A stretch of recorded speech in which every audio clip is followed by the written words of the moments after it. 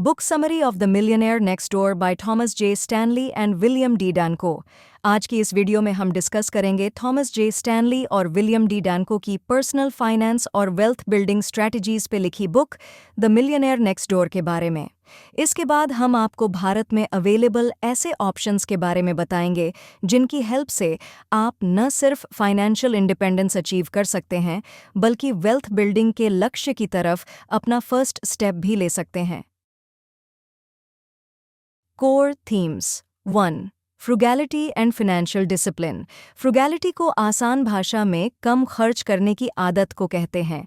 इस बुक की central theme ऐसे इंडिविजुअल्स के इर्द गिर्द घूमती है जो अपने साधनों से कम में जीवन यापन करते हैं और जिन्हें सही मायनों में मिलियनेयर या अमीर कहा जा सकता है। ऐसे लोग कम खर्ची की आदत अपनाते हैं, महंगे उपभोग के साधनों से बचते हैं और लॉन्ग टर्म वेल्थ एक्यूमुलेशन पर अपना फोकस रखते हैं। इस मानसिकता की तुलना वेस्टर्न वर्ल्ड की एक कहावत बिग हैट नो कैटल से की जाती है, जहां इंसान अमीर दिखता है लेकिन एक मिलियनेयर की डेफिनेशन में फिट होने के लिए उसकी नेट वर्थ इनफ नहीं होती। Second, economic outpatient care. Stanley और डैनको इस बुक में इकोनॉमिक आउटपेशेंट केयर का कॉन्सेप्ट प्रेजेंट करते हैं, जहां संपन्न माता पिता अपने एडल्ट बच्चों को फाइनेंशियल सपोर्ट देते हैं। ऑथर्स के मुताबिक ये प्रैक्टिस उन बच्चों की असल मायनों में हेल्प करने की बजाय उनके फाइनेंशियल इंडिपेंडेंस और सक्सेस में रुकावट डालता है। इससे रिसीवर और गिवर यानी बच्चों और पेरेंट्स में फाइनेंशियल डिपेंडेंस का साइकिल बन जाता है और बच्चों में ऐसे गुण पनप ही नहीं पाते जिनकी बदौलत पेरेंट्स आज खुद फाइनेंशियली सक्सेसफुल हैं। 3. Occupational choices and entrepreneurship. ये बुक बताती है कि कई मिलियनेयर सेल्फ एम्प्लॉयड हैं या छोटे बिजनेसेस के मालिक हैं। ये लोग अक्सर अनग्लैमरस इंडस्ट्रीज में काम करते हैं लेकिन बाजार में सही अपॉर्चुनिटीज़ की पहचान और अपने बिजनेस को सक्सेसफुली मैनेज करने में एक्सपर्ट होते हैं। ऑथर वेल्थ एक्यूमुलेशन के लिए सही पेशे और बिजनेस चुनने की इम्पोर्टेंस पर रोशनी डालते हैं। 4. Time, energy and money management. The millionaire next door एक की इंसाइट प्रोवाइड करती है जो कि एक मिलियनेयर या रिच पर्सन के अपने टाइम, एनर्जी और मनी का समझदारी से और एफिशिएंटली यूज़ करने की इम्पोर्टेंस समझाती हैं। ऐसे इंडिविजुअल्स फाइनेंशियल प्लानिंग, बजटिंग और इन्वेस्टमेंट स्ट्रैटेजीज पे अपना फोकस रखते हैं। ये केयरफुल मैनेजमेंट उनके जीवन के सभी पहलुओं में रचा बसा होता है, जिसमें करियर ऑप्शंस और पर्सनल रिलेशनशिप्स भी शामिल होते हैं।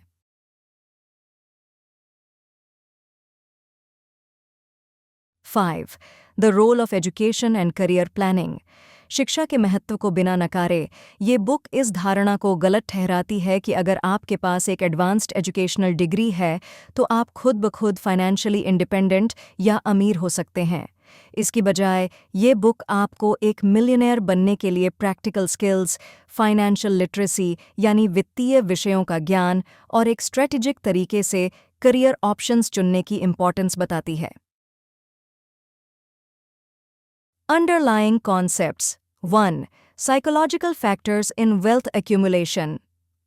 ऑथर्स इस बुक में मिलियनेयर्स में पाए जाने वाले कॉमन साइकोलॉजिकल ट्रेट्स पर रोशनी डालते हैं जो कि हैं हाई फाइनेंशियल रिस्क लेने की क्षमता, असफलताओं का सामना करने की काबिलियत, व्यक्तिगत जिम्मेदारी की प्रबल भावना, सोशल और पीयर प्रेशर मतलब समाज और हित मित्रों की अपेक्षाओं और उनके दबाव का विरोध करने की क्षमता।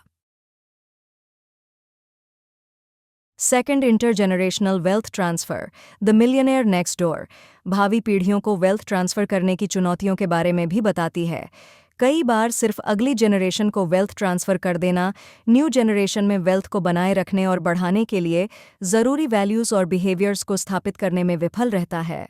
ऑथर सीधे तौर पे मॉनेटरी गिफ्ट्स देने की जगह न्यू जनरेशन को फाइनेंशियल रिस्पॉन्सिबिलिटीज़ और वर्क एथिक्स सिखाने की वकालत करते हैं।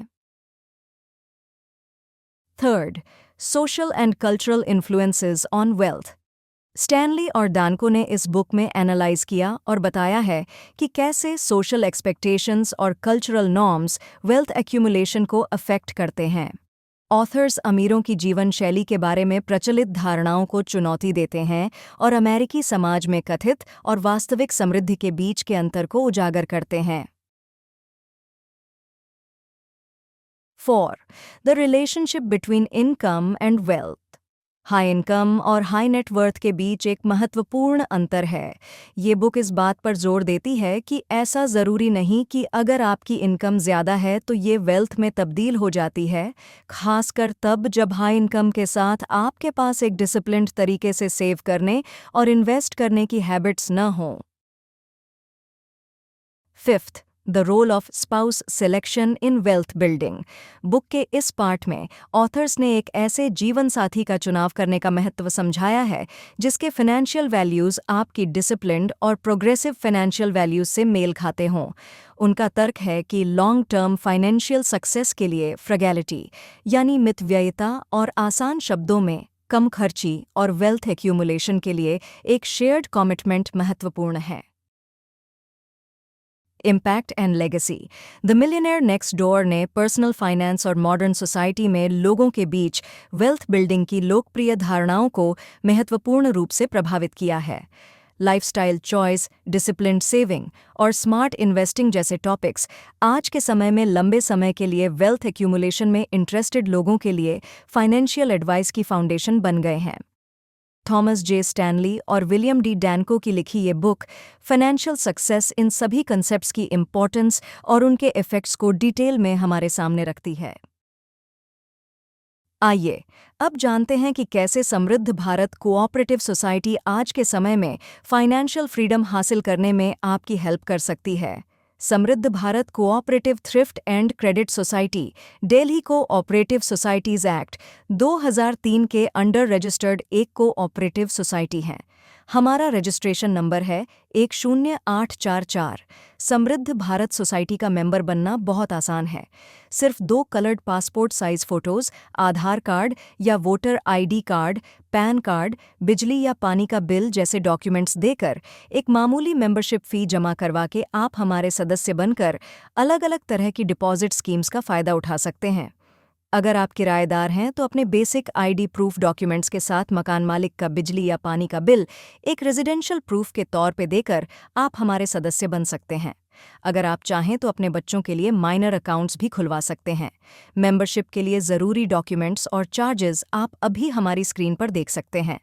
गवर्नमेंट इशूड आईडी प्रूफ जैसे आधार कार्ड या voter ID card, pan card, बिजली या पानी का बिल, किराएदारों के लिए रेंट एग्रीमेंट और मकान मालिक का लेटेस्ट बिजली या पानी का बिल, 2 लेटेस्ट और coloured passport size photos, affidavit जो डिक्लेयर करती हो कि आप दिल्ली की किसी और cooperative thrift and credit society के सदस्य नहीं हैं, एडल्ट्स के लिए मेंबरशिप फ़ी, शेयर मनी 400 रुपये, कंपल्सरी डिपॉजिट सीडी 200 रुपये, एडमिशन फ़ी 300 रुपये, कल्याण फंड 250 रुपये, बिल्डिंग फंड 250 रुपये, ऑनबोर्डिंग 200 रुपये, बच्चों के लिए मेंबरशिप फ़ी, शेयर मनी 400 रुपये, कंपल्सरी डिपॉजिट सीडी 200 रुपये, एडमिशन फ़ी 300 रुपये, ऑनबोर्डिंग 200 रुपये। समृद्ध भारत कोऑपरेटिव सोसाइटी में हम आपको अलग अलग तरह की जमा योजनाओं के माध्यम से वित्तीय सफलता की तरफ अपना पहला कदम लेने में आपका सहयोग करते हैं। यहाँ आप सेविंग्स अकाउंट पर सालाना 7% वार्षिक ब्याज पाते हैं, जो भारत में किसी भी प्राइवेट या सरकारी बैंक में मिलने वाले इंटरेस्ट से कहीं ज़्यादा है। इसके अलावा आप हमारे फिक्स्ड डिपॉजिट, रिकरिंग डिपॉजिट और मंथली इनकम स्कीम में इन्वेस्ट करके सालाना 12.25% ब्याज कमा सकते हैं। अगर आप 5 साल 10 महीनों के लिए एफडी करवाते हैं तो आपकी सालाना ब्याज दर 12.25% से इंक्रीज होकर 12.62% हो जाती है और आपकी जमा राशि दोगुना हो जाती है। वहीं अगर आप 11 साल 7 महीनों के लिए एफडी करवाते हैं तो आपकी सालाना ब्याज दर 12.25% से इंक्रीज होकर 12.72% हो जाती है और आपकी मूल जमा राशि 4 गुना हो जाती है। अगर आप अपने बच्चों की हायर एजुकेशन और शादी जैसे कामों के लिए एक बिग अमाउंट इकट्ठा करना चाहते हैं तो हमारे स्वर्णिम भविष्य योजना में एक निश्चित राशि जमा करके 19 साल बाद अपनी जमा राशि की 10 गुना राशि पा सकते हैं, जैसे 1 लाख पर 10 लाख, 5 लाख पर 50 लाख, 10 लाख पर 1 करोड़ और 20 लाख पर 2 करोड़। सदस्य बनकर एक निश्चित समय अवधि पूरी करने और सभी पात्रताएं पूरी करने पर आप कम कागजी कार्यवाही और आसान शर्तों पर लोन भी पा सकते हैं। सबसे अच्छी बात ये कि हमारी सभी जमा योजनाएं परंपरागत सिक्योरिटीज मार्केट के रिस्क से परे हैं। ज़्यादा जानकारी के लिए आज ही हमसे संपर्क करें और सदस्य बनकर हमारी जमा योजनाओं का लाभ उठाएं।